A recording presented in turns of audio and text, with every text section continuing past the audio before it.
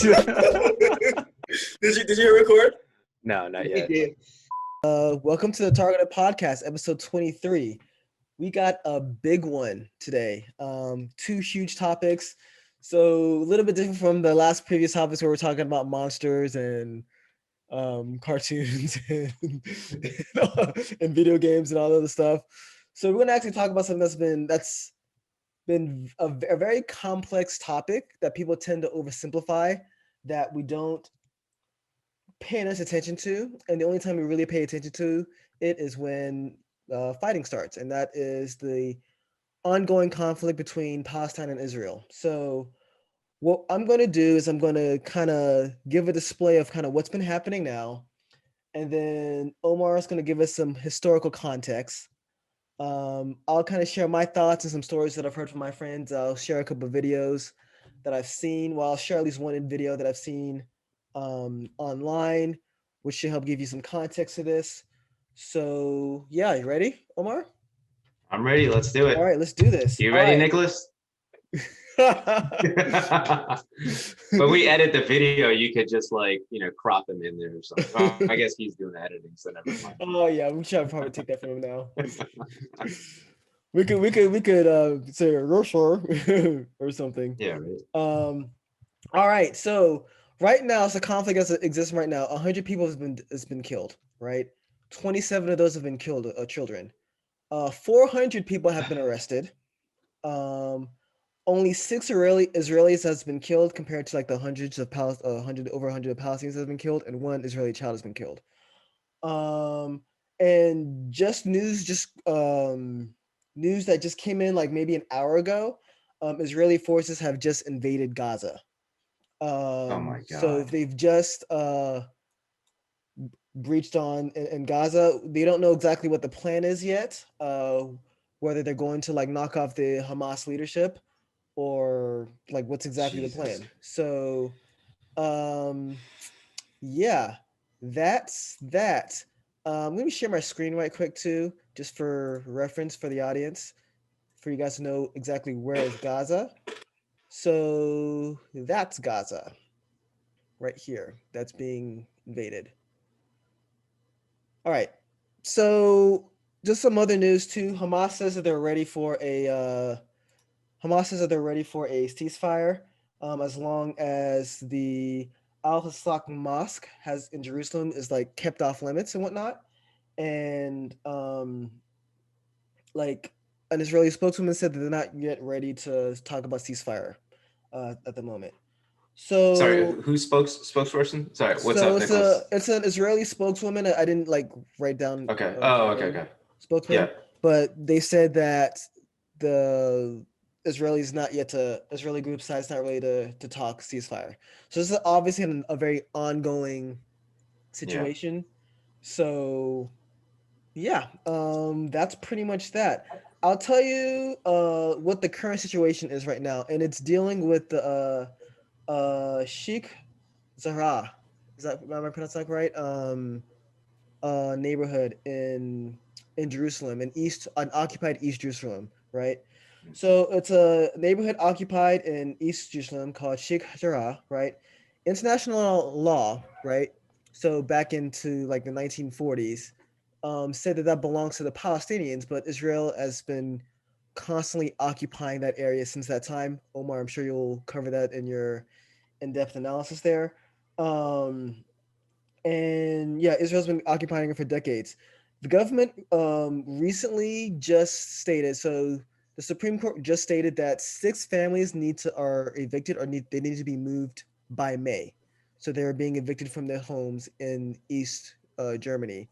And another 7 families are set to be evicted from their homes in August, right? So there are a lot of like government-backed like Israeli groups that are responsible for the occupation of like East Palestine, right? And there's a lot of East Jerusalem. And obviously Jerusalem has a lot of religious context, right? In Christianity, Judaism, and Islam, right? Yeah. Very important land, right? I would even go to argue, and so far to argue, say that if there wasn't any religious context here, maybe there wouldn't be as much fighting, but I mean, that's where I won't get too much into that. So I want to pause right here for a second because I forgot to mention a quick disclaimer. And Omar pointed this out earlier.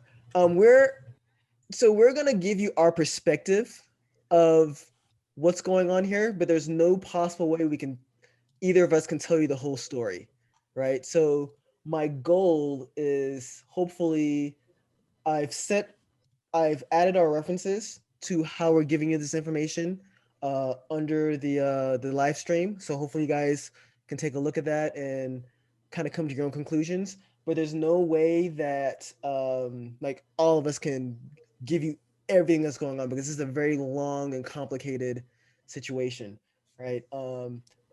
A lot of people try to like short sell it or undermine it or say, oh, why can't we all just get along? Or Palestinians are terrorists and Israel deserves to defend itself.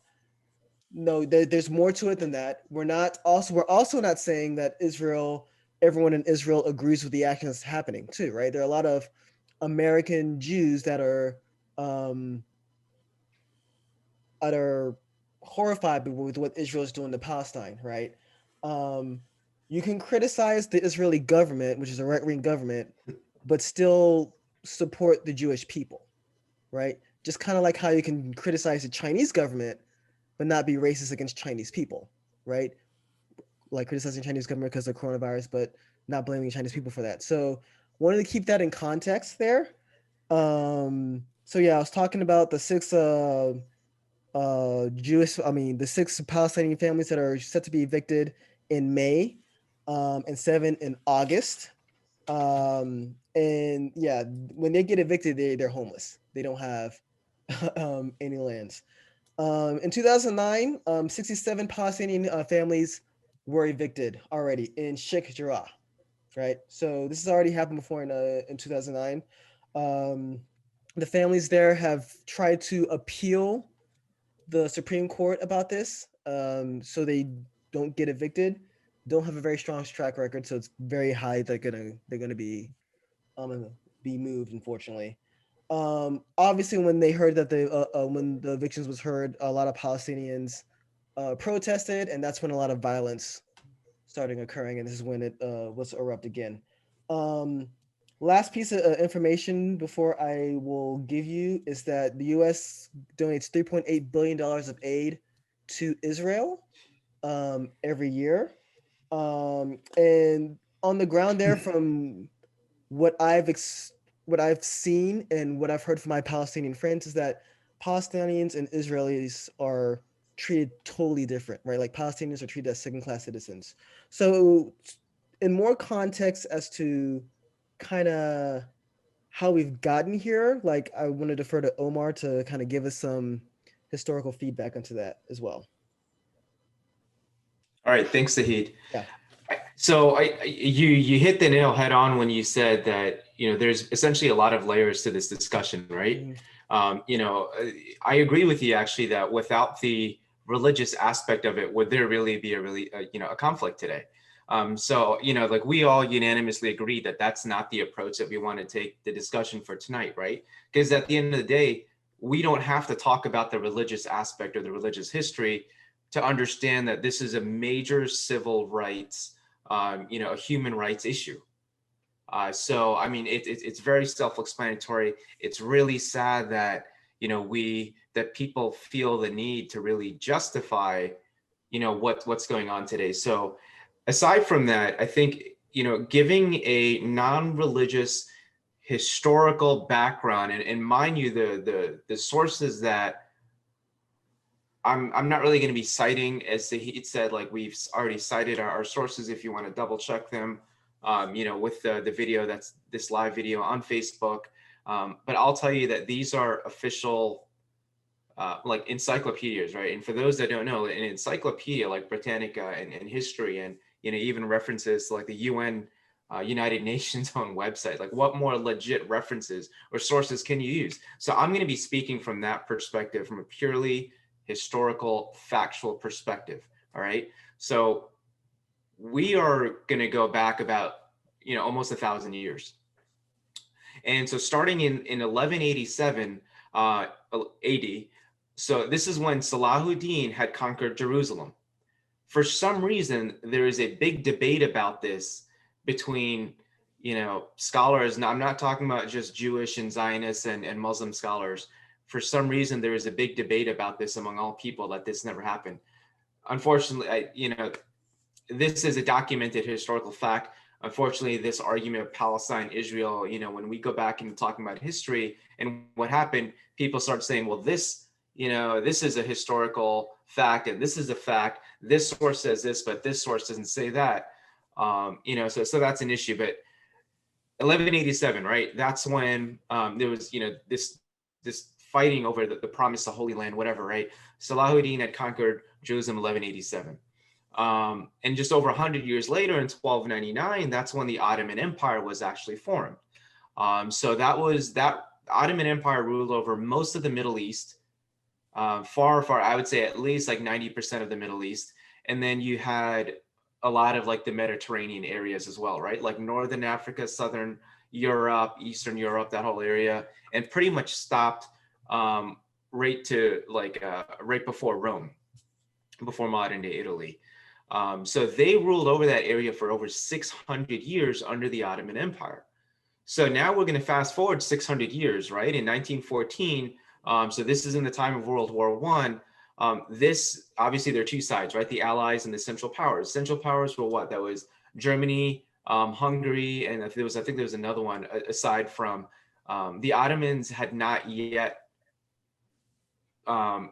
sided with anyone. They were still remaining really relatively neutral, but I believe there's a third country I'm forgetting.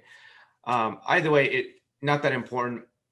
But at this time, the Ottoman Empire, like I said, they were struggling to remain neutral. They were very close to Germany, which is the main player of the Central Powers, and the Ottoman Empire, reluctantly signed a treaty with the Germans. That said that they would basically side with them and fight against the Russians. So I will say that till this day, there's no record of official signatures from members of the central cabinet in the Ottoman Empire. So that the Ottoman Empire's government was pretty much split in that decision to sign this secret treaty with Germany. They tried to keep it really low because they didn't really want it, right? They're very reluctant and they wanted to stay out of the war. And mind you, since the 1600s, the Ottoman Empire was also pretty much in a decline since trade between the West, right, like Europe and Asia started declining as it started ramping up more between, the new lands like America and Europe. So anyway, basically what happened from there, the Ottomans were trying to stall their support in the war. They tried to stall it out as much as possible until one day, Berlin was basically like, all right, enough, you guys need to get more involved. Now, obviously, I'm paraphrasing. So, they ended up assisting Germany with attacking Russian ports along, I think it was along I think it's like the Black Sea. What is it? The Mediterranean, and then there's modern day like Turkey, that strip where there's like Istanbul, and then what's on the other side? Sahid, you're on mute. I think that's the Black Sea. I'm thinking also the Adriatic Sea too, maybe, but I think it's the Black Sea. Yeah, but either way, so right there, right? So the Russian ports, the Turks ended up assisting reluctantly the Germans with invading those ports. So just about, was it like a year or two later? About a year later, in 1915. So this is during this big event. I think there was a movie about it as well, the Gallipoli Campaign. And so the British and French ships, what they did was they wanted to help Russia regain, control over that area. They wanted to reestablish control over that sea route. So what they want, but unfortunately, for them, that goes straight through Turkey, or at that time, the Ottoman Empire. And so what happened was the Ottomans were like, this was the first time that they got really, really involved with the war. So they massacred the British and French forces that were trying to get through there. And this resulted in a lot of heavy casualties. So a couple years later, what happened, right? So this Gallipoli campaign, by the way, was happening throughout 1915 and 16. So a couple of years later, the British refocused their efforts on the Ottoman Empire and defeated the Ottoman Empire in 1918. All right, so I'm painting this story for a reason. I'm going to get to that momentarily. So after the British conquered, they defeated the rulers of the Ottoman Empire, basically, signed over and said that, yes, you won, whatever. I'm paraphrasing here and there just for the sake of time. But what ended up happening was that there was several years what ensued was several years of clashes, right, with the Palestinians in the Palestinian part of the Ottoman Empire, right, Jerusalem, where Jerusalem was. So eventually the British were like, you know what, this is too much. This is not what we signed up for. We're going to give this issue over to the UN to handle. So the UN, the UN General Assembly, what they did was they drafted Resolution 181, also known as the UN Partition Plan of Palestine. So under this partition, right, and this was created in 1947. This gave 77% of the land of Palestine to the newly formed Jewish state. Mind you, at this time, there was no name Israel. Israel had not officially formed at this time, but it was the Jewish state. So this also, mind you, this is around the time when Hitler started really, the Holocaust and stuff like that. So a lot of Jews fleeing Eastern Europe were settling down in huge droves. So there was a lot of clashes that ended up happening in that time. And then the other thing was this partition plan was made so that the UN, because the UN was acting, this is a historical fact, and you can look this up on the UN's own website, the reference is there, that the UN was pursuing a two-state solution between Israel, or the Jewish state, and Palestine. So this is a historical fact. Lines were drawn. And so you had 77% to the Jewish state. The majority of what was in the Palestinian state was, it was like, where Al-Aqsa Mosque, Dome of Rock, all of like Jerusalem, all of that was, and in some other areas in like the western side where we have like the Gaza Strip and all that. So anyhow, through my notes. So on May 14th, 1948, that's when the state of Israel was officially founded. And so later that year, I think it was like November or something, the Arab-Israeli conflict began. That's where 5 neighboring Arab countries, was it Saudi Arabia, Syria, Egypt, Jordan, and Lebanon, or rather I should say Transjordan at that time. So they started supporting the other Palestinian people there in fighting back against, some of the Israeli occupation? Yeah, the Israeli occupation. Sorry, yeah. Yeah. So eventually, they came to an agreement with pressure from the UN to form these armistice lines. And but when those were agreed upon, Israel took even a larger chunk of what was originally established by the UN. Mm-hmm. So again, now we're already, I think there are pictures out there, and I'm thinking of it in my head. I wish I'd sent it to you. I have it. I have it, Omar. I'll share it in a second. Okay. So I can share it now. Yes, as he's pulling. Yeah, so I'm going to keep talking. So basically what happened was, you see all the way on the left is 1946. All right, so all of that green, all the way on the left is the Palestinian land. So it wasn't until the partition plan, the lines were drawn in 47, where 77%, which is everything that's white, was part of the Jewish state. And you see the next part, 1949, where it starts. Now it says Israeli land, right? It doesn't say Jewish land. Is Israel, the state of Israel was formed. And during this time, the settlements started increasing more and more and more and more. And you can see, look at the small amount of land that's now left with the Palestinian land. Again, these are facts. This is in violation of the 1947 UN agreement. So, sorry, 1 second here. Fix. So these are I got distracted for a split second. One second. So basically, at that point, this is where things started getting really ugly, right? And so I'm going to fast forward now from 1947, or rather 1949, sorry, to 1967. So in 1967, again, those armistice lines that were created, those failed again. But this time it's a little different. And this is very, very important to recognize into the issue that's happening today. So the Russians, they began empowering the nearby Arab states, which of course threatened Israel's military superiority in that region. And so by extension, American influence. This is also in the time of obviously the Cold War, right? So this is American and Russians meddling again with, in foreign parts of the world, and just leading to more like chaos, or the word I'm looking for. You get it. Yeah, chaos. Chaos, right? So eventually, what happened was this led to Israel attacking Egypt, Jordan, and Syria, and so it converted an even substantially larger part of the Palestinian state back into Israel, not back into Israel. So this included the Sinai Peninsula, the Gaza Strip, West Bank, East Jerusalem, and the Golan Heights. So now, even in favor of the state of Israel. So it's really just after that on the historical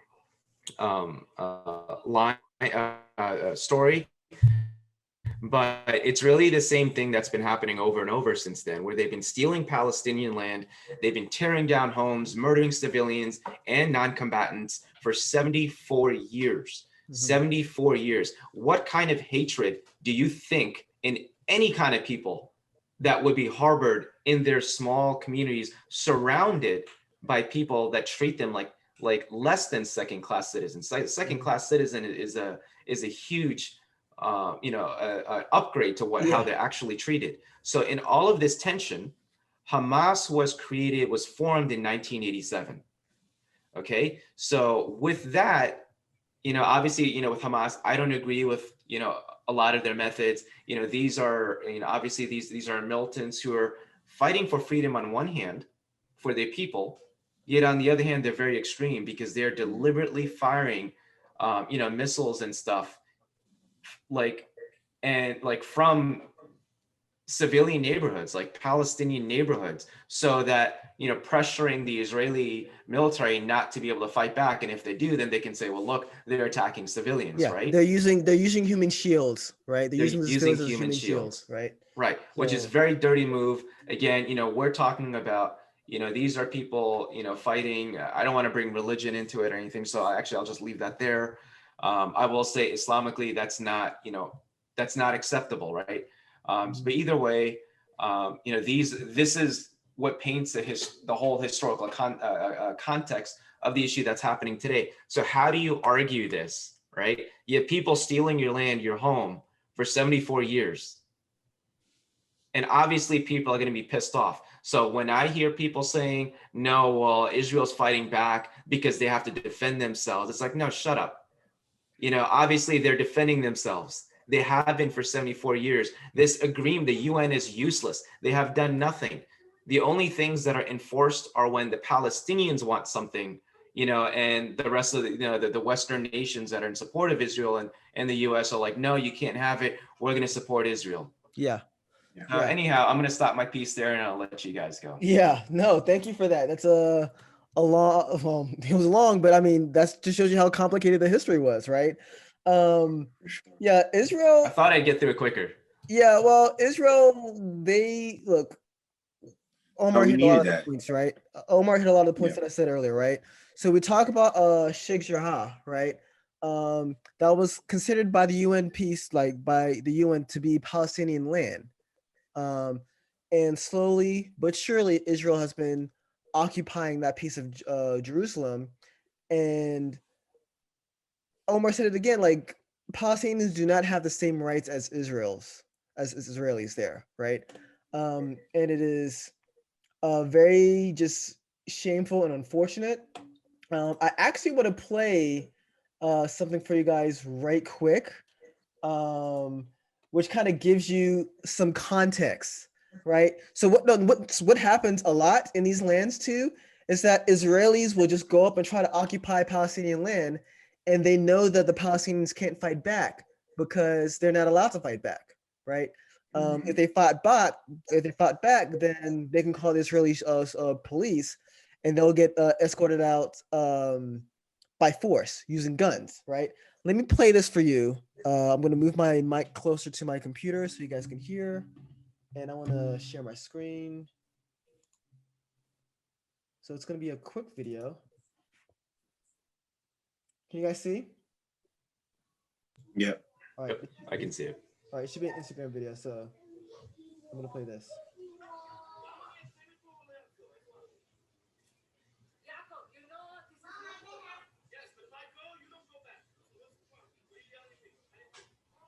It's difficult to hear the audio, so maybe you can like Tell us what's happening. kind of paraphrase what they're I'm saying. going to loud it up.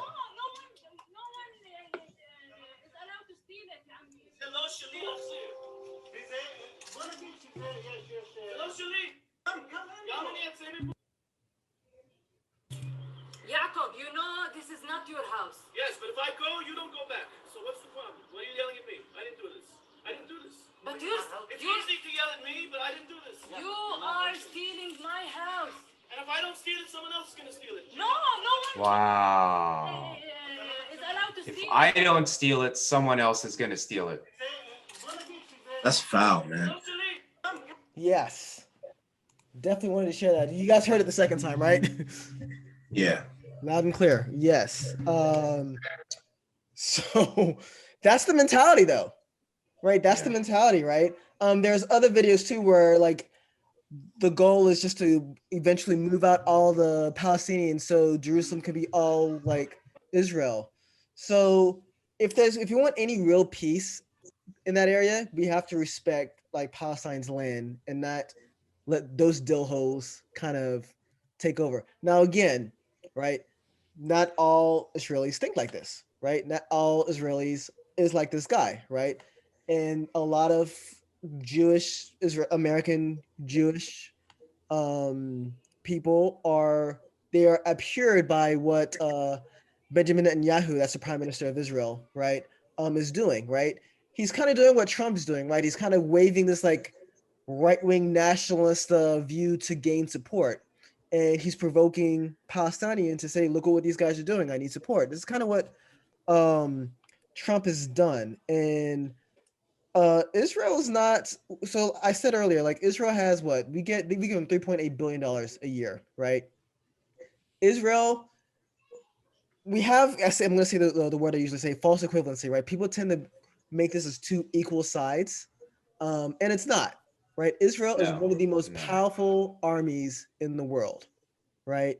Their Iron Dome, right, is one of the most sophisticated technologies in the world, right?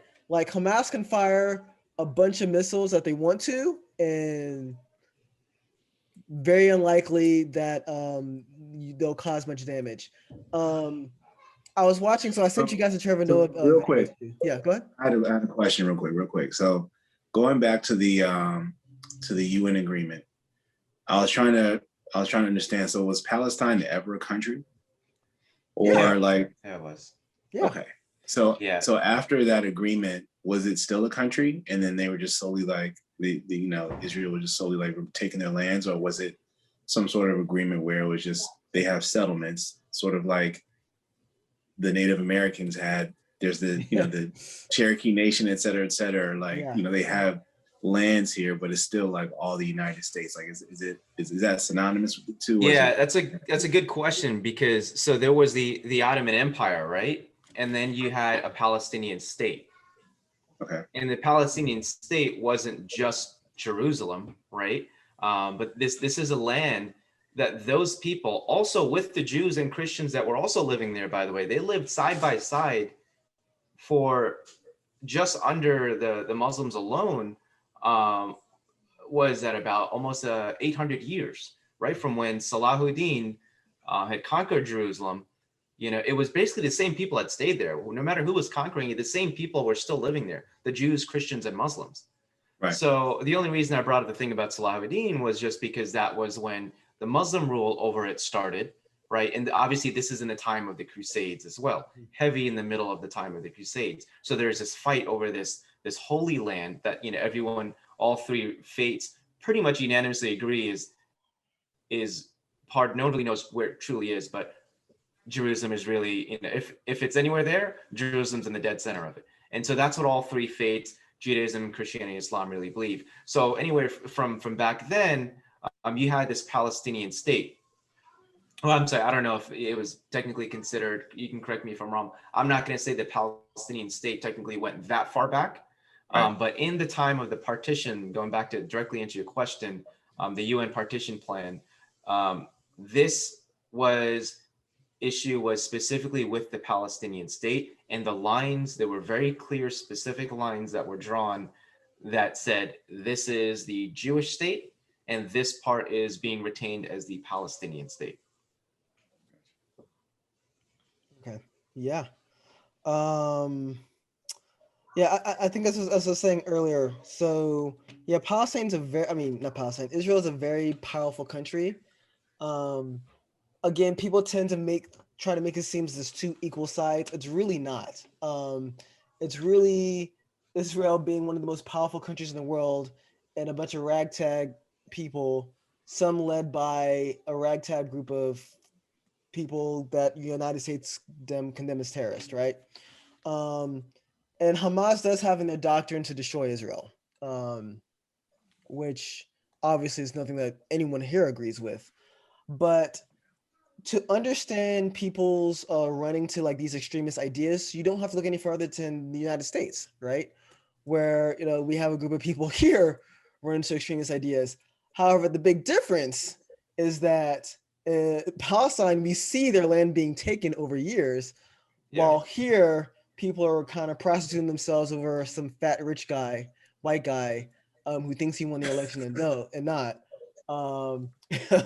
And makes up some crap about freaking coronavirus being the flu, then not the flu, and then I can go on for days. That's really bad. Come on back. I'm on one jump. I'm on one soapbox. I'm about to jump on another soapbox. I'm like, you're hopping between your soapboxes right now. Yeah, I know, right? So I like that. I'm gonna use that. Yeah. So I'm gonna sit on this soapbox, and I'm gonna sit on this soapbox. But you know, on the subject of Israel being so much powerful, so and I appreciate you for sending this video to he with Trevor Noah. I think that was probably one of the best explanations, not only of what's going on, but like of how to look at it, right? Because they're so much more powerful than the Palestinian nation or whatever you want to call it. Territory. Yeah. I don't mean to offend anyone or whatever, but it's like the moment they decide to seriously like do something, you know, it's over. Yeah. And he told a story about him, you know, fighting with his little brother, and his mom pulled him aside. It's like, hey, like you're a teenager. He's 4 years old. Like, yeah, he can do things to bother you or maybe, you know, hurt you or whatever, but you could seriously injure him if you really struck back. So, you know, at the end of the day, like despite the fact that there's this history, all this animosity between the two groups, at some point people need to wake up and just see like, hey, like people are dying, losing their homes, right? And that's the real situation, that something needs to be done about the fact that people are just being killed over these extremist views.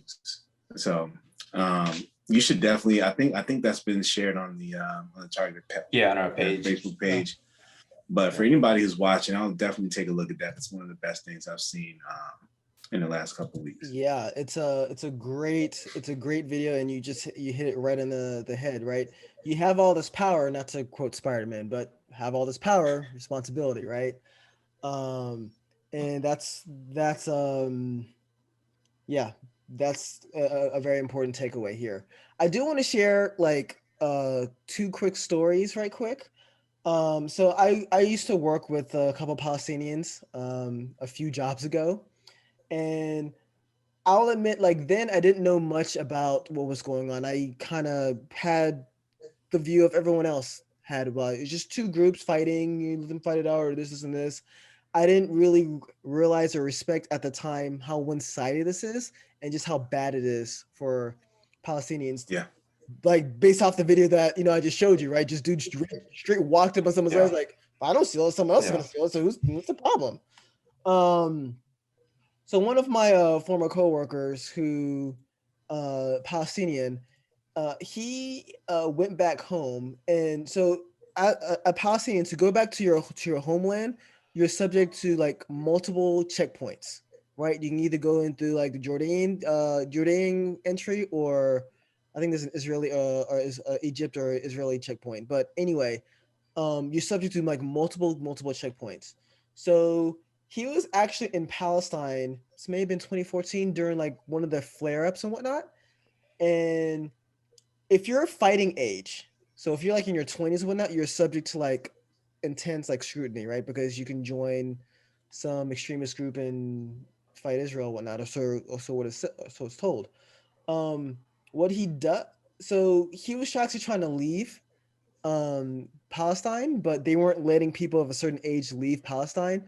So he had to sneak in a car. They had to smuggle him out. He was in a car full of like women, like in a trunk, to smuggle himself out of his own country, right?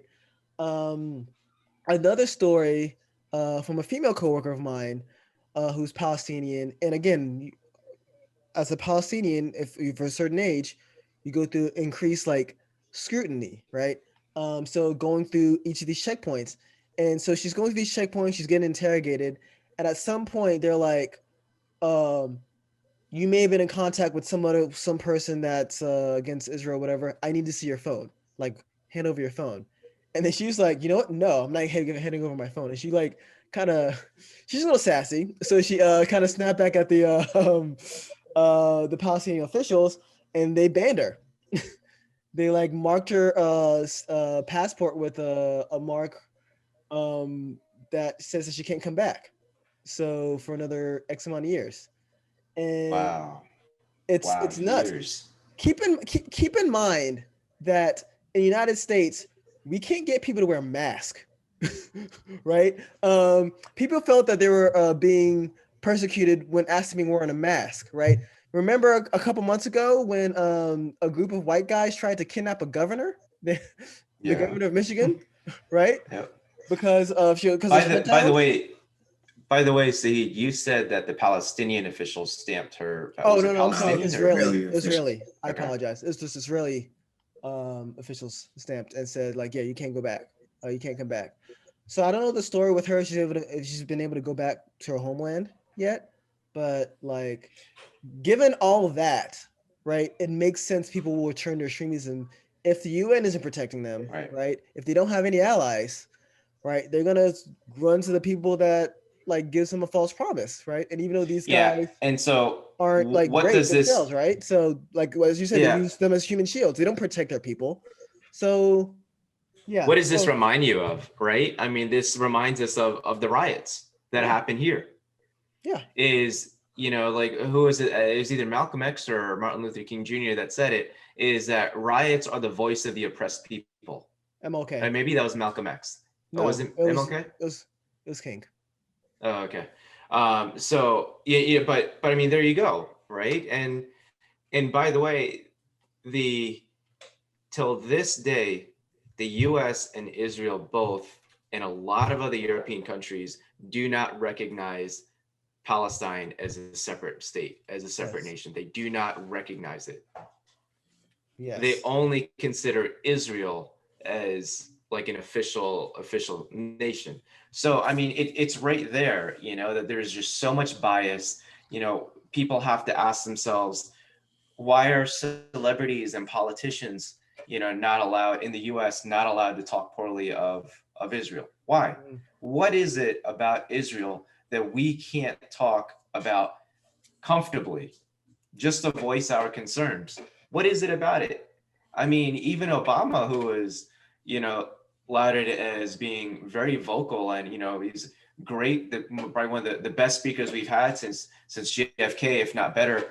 and even he dared to go beyond a certain level when talking about Israel and Netanyahu. He made it very clear that he didn't like them, but that was only very indirectly. And so what is it about this Israeli lobby, or, I'll just put it that way, that doesn't allow anyone to speak poorly there? And it just makes you think that there's something else going on behind the scenes, that there is this support for this, illegal, these illegal settlements. And it's just absolutely crazy. So, I think that, to Sahid's point also, I have Jewish friends. I have a lot of Jewish friends. A lot of, some of them I consider like family. Others are colleagues, and some of them are Israeli, Christian, Jewish, Muslim. It doesn't matter. And, to Sahid's point, I think we need to do a better job of separating, who we're referring to, right? We cannot demonize an entire people.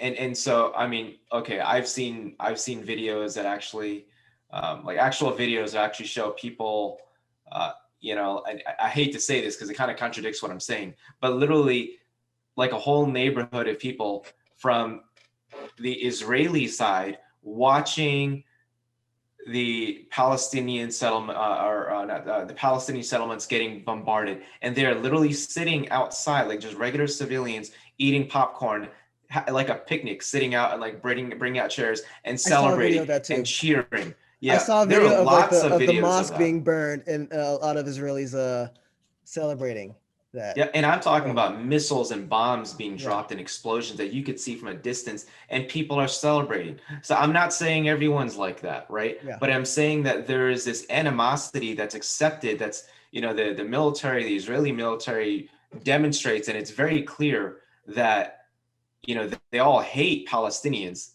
It's very clear. This is why you have regular civilians going around being able to say stuff like this, do this stuff. Yeah. They've demonized the Palestinian people. And that's where I think we, others, especially other Muslim countries around the world, which sadly, Jordan and Saudi Arabia and, these other countries in the Middle East, I think obviously for the exception of Iran, which backs Hamas, of course, and then there's, I don't recall exactly where Egypt stands, but, these other so-called Muslim countries completely support Israel, provide them with, with arms and stuff like that. It's pathetic. There's no unity. So it really comes down to all of us, how do we help the situation, right? We're just here talking about it. You can provide money, to relief funds. That always helps. And then there's also at least getting the word out, educating yourself using reliable sources. Don't lie to yourself. Don't let your extremist religious views, alter your biases, right? Get in the way of determining, what's wrong and what's right. At the end of the day, like we said in the beginning of this chat, there's a lot of layers to this topic, but at the end of the day, it comes down to one thing, and it's a human rights issue. Yes. No, I can't agree more. I can't totally agree more. Yeah, I always struggle to say, oh, do your own research, because that's been taken in such out of context in the internet today. Yeah. Like people's research are limited to their own biases sometimes. I'm going to check IHatePalestinians.com for some more information on the Israeli-Palestinian conflict. Exactly. Like people do their own research and they come to the conclusion that the earth is flat. People do their own research and come to the conclusion that, coronavirus is fake or whatever, and we shouldn't wear masks. It is. So he's joking, Facebook. Don't ban us. He's joking. All right, party at Nicholas's place. Bring all your friends and family. Yeah. Yeah. But, honestly, like I was saying before, like this, historically speaking, anyway, like you take all the other stuff out of it, it really does remind me of when Europeans came over to the Americas. The lands were already settled by Native Americans, right?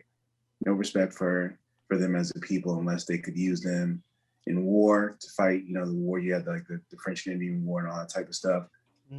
Slowly but surely, they're reduced to a fraction of a percentage of what they used to be until they are just, they have several settlements here in a country that doesn't really respect them at all, right?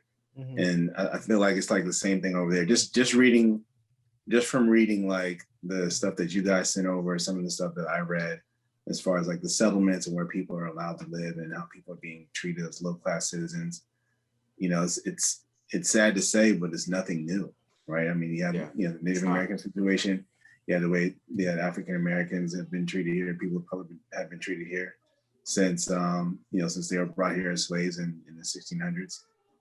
So you just have to wonder like when we're going to start looking past like these little differences between each other and just start to live. Like I would love to go to Jerusalem and Bethlehem and all that, but it's no way.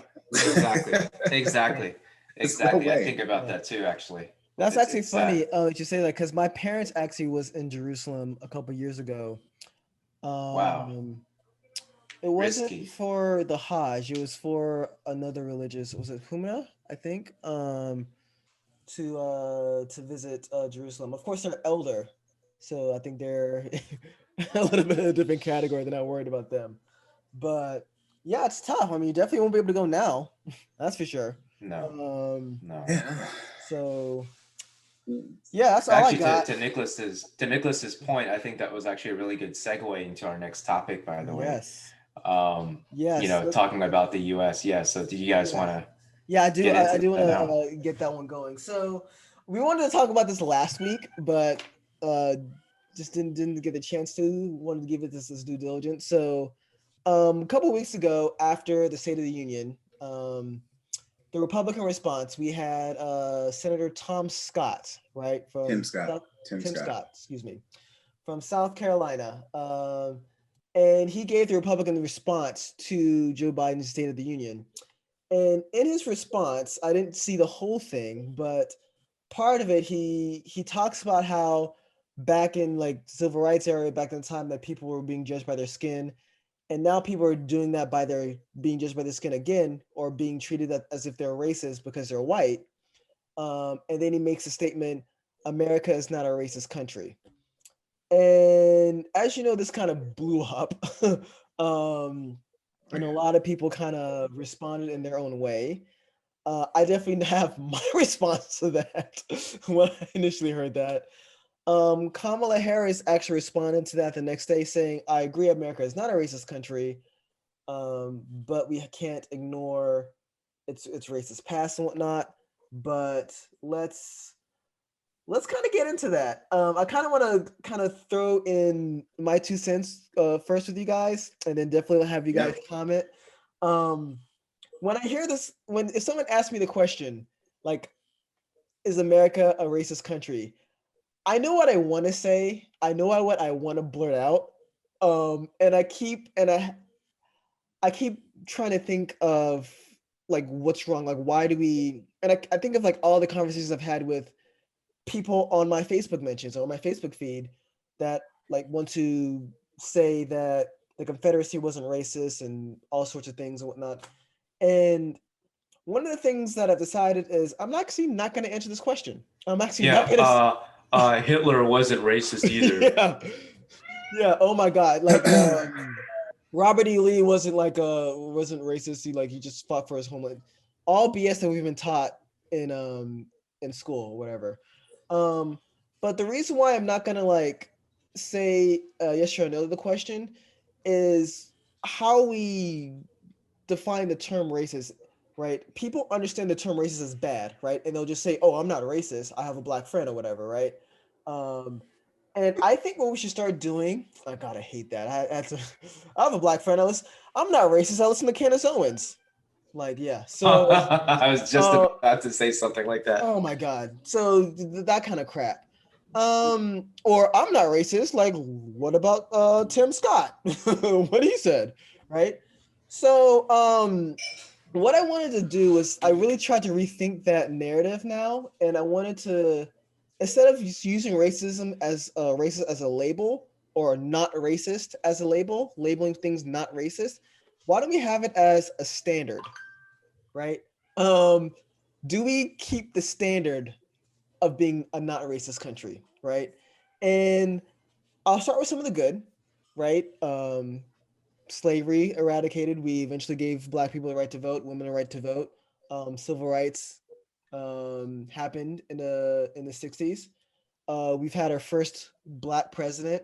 We have actually have African American vice president and a Black senator, kind of going back and forth about this topic of is America a racist country? So that does show progress, right?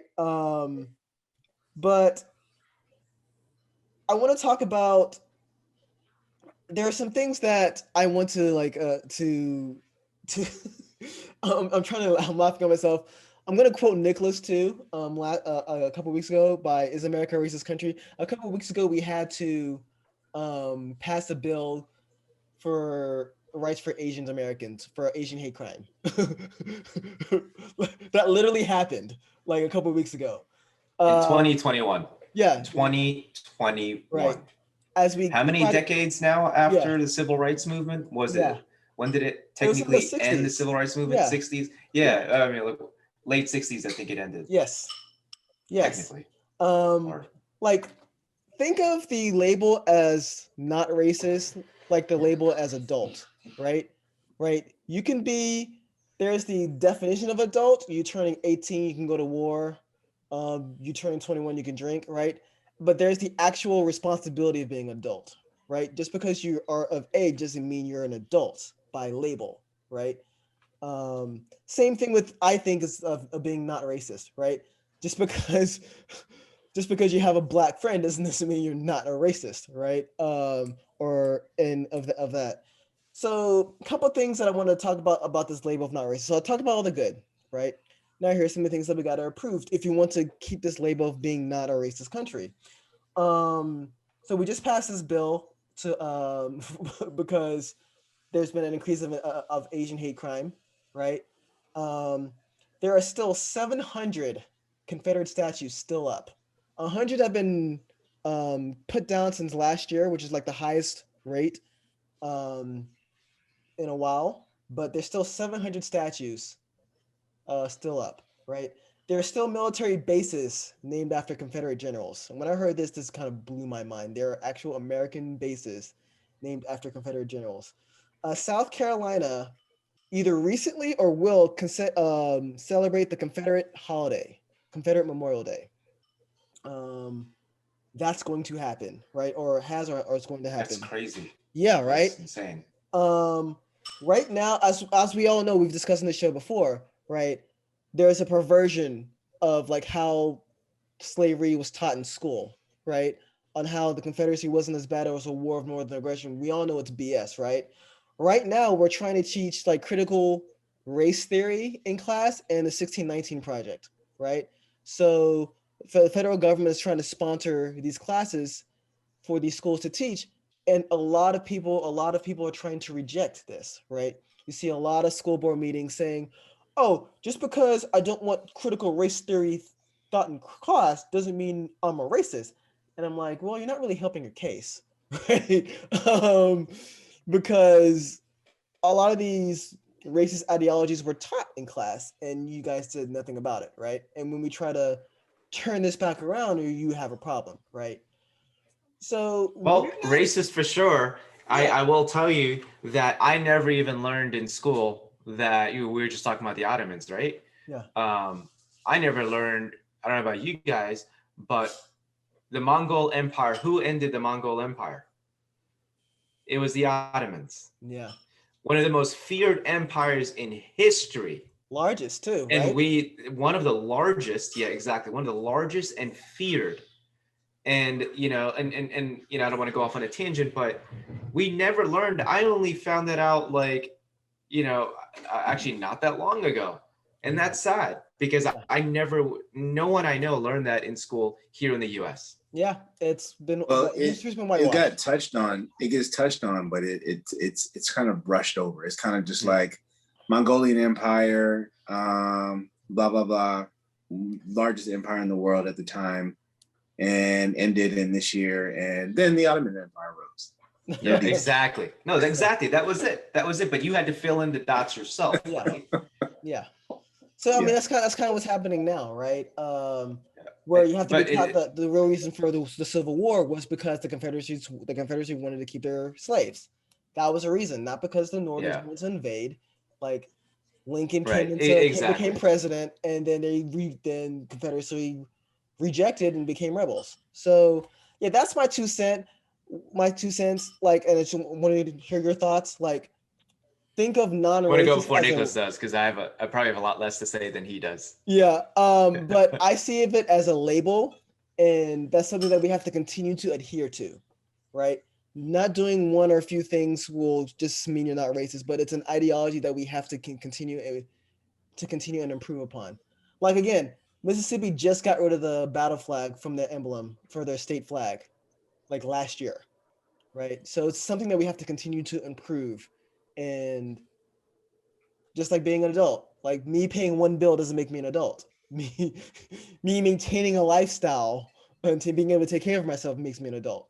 So being not racist doesn't mean you have that one or two black friends that you can say you're not a racist, right? But understanding and promoting the ideology of not racism and rejecting racism.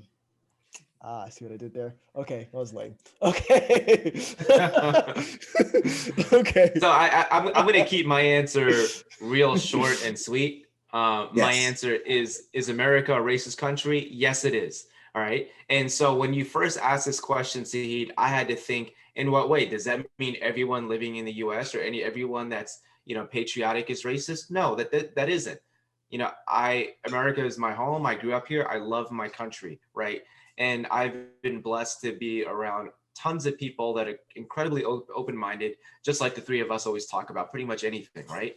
And I'm surrounded by people like that. And that is the far majority of population of the US that actually is a lot more open-minded. So with that said, I'm specifically referring to the infrastructure side, I guess you can say, right? Policy level, right? We're talking about, socioeconomic, the way this country is built. This is an oligarchy, right? And yes, it's not only, us minorities that are at the way bottom. And actually, it's, when I say minorities, technically, it's really mostly, we're talking about the lowest, we're talking about people out in like the country, as far as the lowest earners. We're talking about, a lot of members, a substantial amount of, the African American community, the Hispanic community, a lot of them are forced to stay in poverty-stricken zones, right? Now, obviously, three of us, right? You guys, very different, and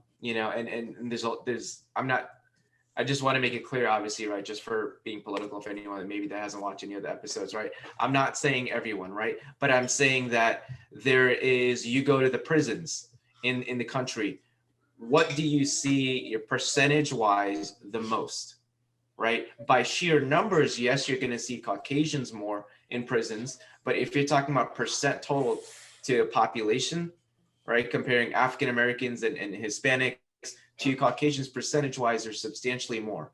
And so this is all, these are results of very deliberate, these socioeconomic classes, or the situation that the country is in is very purposeful as far as the class structure.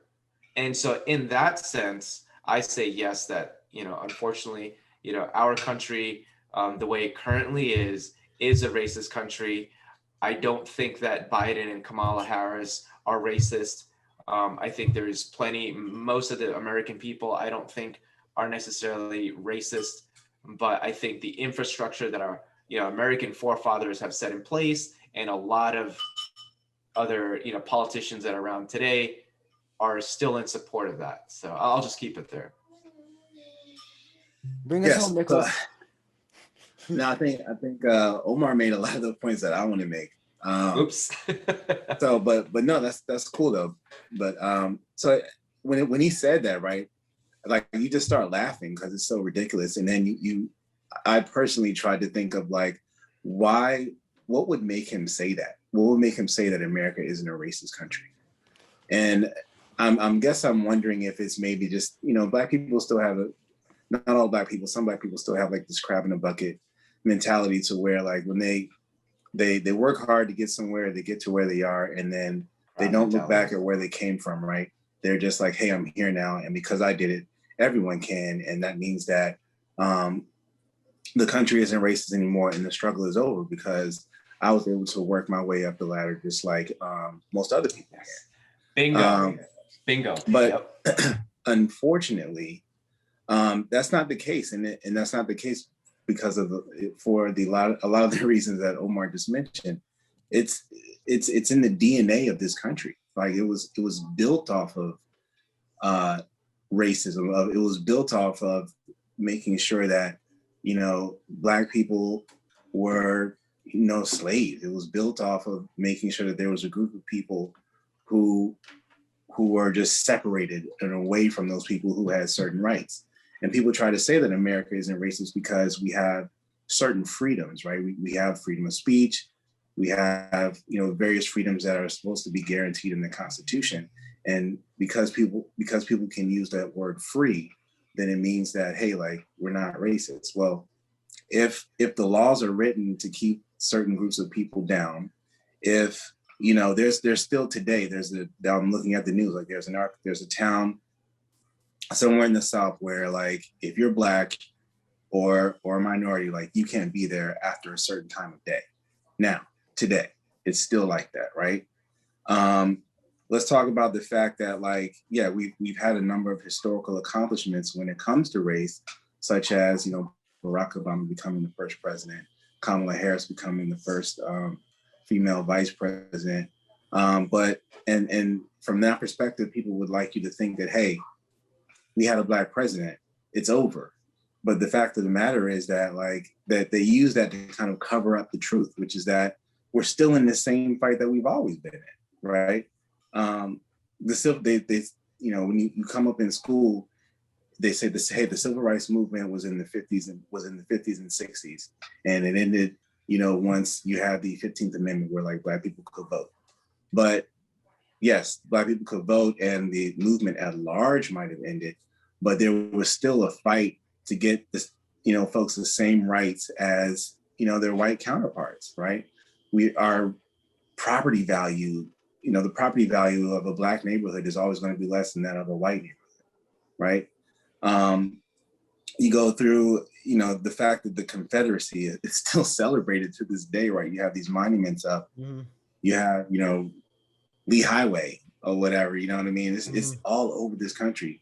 And until you see changes in the infrastructure and in some of the laws, then, there's no way that you can say the country isn't racist. There's still issues with the police. Look at, all the shootings that are happening nowadays. Look at the corruption in the police force, where you have people, you have cops, like, trying to force people to, sign these papers or whatever and basically, telling them one thing when they're being interrogated. And then, they're basically just signing away their lives and saying that they're guilty for a crime they didn't commit. I've got family that have been in that situation. Wow. You know what I mean? So to say something like that, to me, just means that you are now in a situation where you become blind to the truth, in my opinion, right? And for the rest of us out here who are afraid to get stopped by the cops, who can't get the same loan as somebody else, who have to go through school not learning the truth about history and only learning, this whitewashed version that they think you should learn so you can be acclimated to the culture of the country, we're still fighting that fight. So, it's foolishness to me. Yeah. Sorry. No, I absolutely agree. You said it so much better than I did.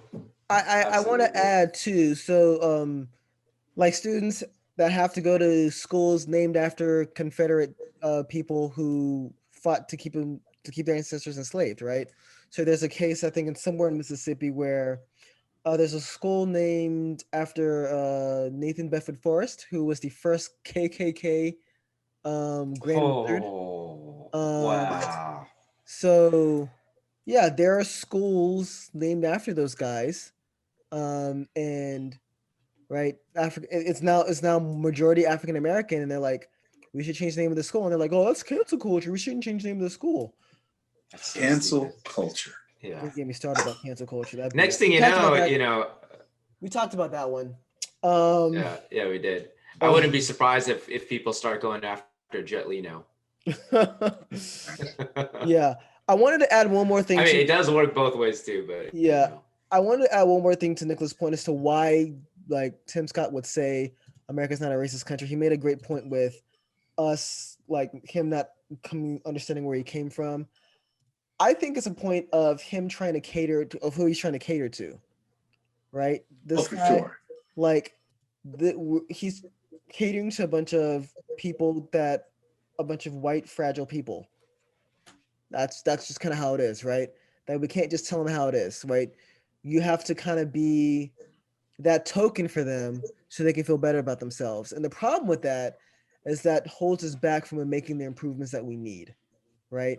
It is important that we teach the 1619 project in schools. It's important that we Absolutely. get the correct history about race in this country, not to label people as racist, right?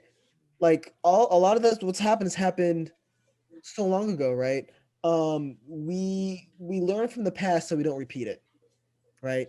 And it's important. But I mean, we're supposed to. Yeah, I agree. So, well, the other thing too, I wanted to say real quick too is like when so the people make up the country, right? And so when you say like, is the country racist or not? If I still have to raise my children now, I have to be prepared to tell them, hey, because you're Black, you're gonna have to work twice as hard. There are gonna be people who don't like you. And we're debating right now when to tell the kids that, right? Do you tell them right away so that they already have a perception built up in their mind? Or do you tell them after something happens? Dude, that's crazy. I still remember when you, like when you announced that you were having a baby. It seems like that was like a year ago. Yeah. For your first. Yeah, my oldest is about to be 4. But if we're still training our children to think like one way if they're Black, one way if they're white, one way if there's something else, then we're still preparing them to fit into a racist culture. Yeah, right? Exactly. If we're training them for that.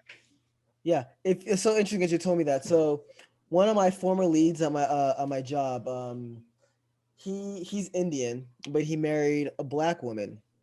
And he came up to me and was asking me about like, okay, how about you growing up? Should I talk to my kid, right? Because I'm essentially raising a Black kid, right? And he was asking me a question about how can he tell him that he's going to be treated different? How should he tell him that he's going to be treated differently? So, yeah.